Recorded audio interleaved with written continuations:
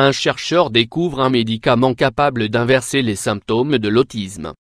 Le trouble du spectre de l'autisme se caractérise par une gamme de troubles du développement tels que les difficultés de communication et de langage, les comportements répétitifs et l'incapacité à socialiser. Il commence dans l'enfance et se poursuit durant l'adolescence jusqu'à l'âge adulte avec des symptômes apparaissant dans les 5 premières années de la vie. Cependant, suite à des recherches, les résultats ont montré que les symptômes de l'autisme peuvent être inversés.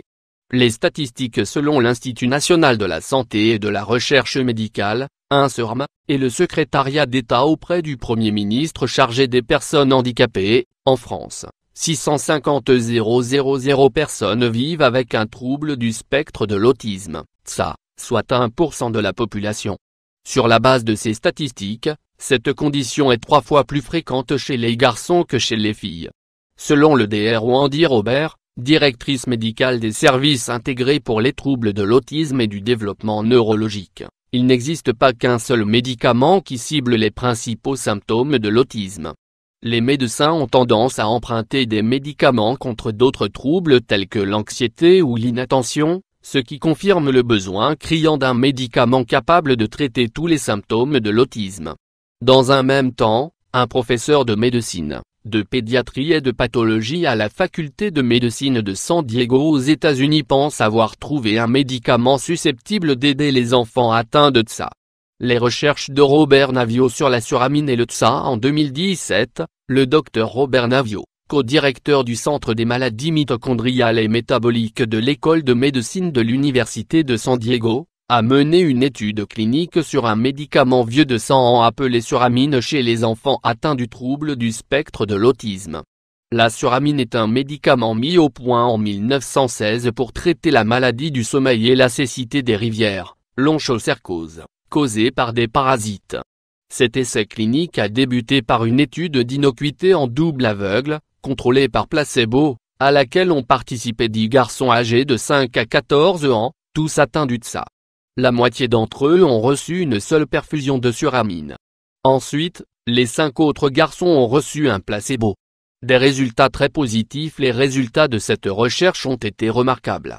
Les 5 garçons qui ont reçu la perfusion de suramine ont montré des améliorations du langage et du comportement social, des comportements restreints et répétitifs et des capacités d'adaptation. D'après le Dr Navio, 2 des 5 enfants ayant reçu la perfusion de suramine, un garçon de 6 ans et un garçon de 14 ans, ont prononcé les premières phrases de leur vie environ une semaine après avoir reçu la perfusion. Chose qui ne s'est pas produite chez les enfants ayant reçu le placebo. Ce constat particulier a été remarqué par leurs parents à qui on a demandé d'enregistrer tout changement de comportement pendant une période de 6 semaines seulement si le changement durait à minima 1 semaine. Pour le garçon de 14 ans, en plus des premières phrases prononcées, il a connu une amélioration considérable après avoir reçu la suramine. L'un de ses parents a déclaré que moins d'1 heure après la perfusion, leur enfant a commencé à établir un contact visuel avec le médecin et les infirmières dans la pièce. Il s'est intéressé au jeu du cache-cache avec son frère de 16 ans. Les parents ont constaté un réel progrès de leur fils en seulement 6 semaines. Cependant, les avantages de la suramine étaient temporaires. Les améliorations dont les parents ont été témoins dans les fonctions cognitives et le comportement de leurs garçons ont atteint leur apogée, puis elles se sont lentement éteintes lorsque la dose unique de suramine a été épuisée. Mais ces résultats notables ont montré que la suramine est efficace à un certain niveau. Des études plus vastes sont nécessaires. Les recherches du Dr Navio ont été réalisées sur un petit échantillon et doivent donc être testées à plus grande échelle avec des groupes plus divers de personnes atteintes du TSA, afin de confirmer ces premiers résultats. Pour le Dr Navio, cette étude initie une renaissance dans le développement d'un médicament traitant le trouble du spectre de l'autisme. La suramine offre alors de l'espoir pour améliorer la vie de nombreux enfants. Cette étude était très coûteuse. Le Dr Navio a déclaré qu'il n'avait pas les fonds suffisants pour mener une étude plus vaste.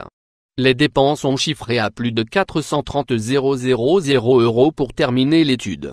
Mise en garde, il est important de noter que la suramine n'est pas encore un traitement approuvé pour l'autisme. Il n'est pas encore commercialisé et comporte quelques risques lorsqu'il est administré de manière incorrecte à une certaine dose ou avec un programme inapproprié, et sans surveillance médicale adéquate.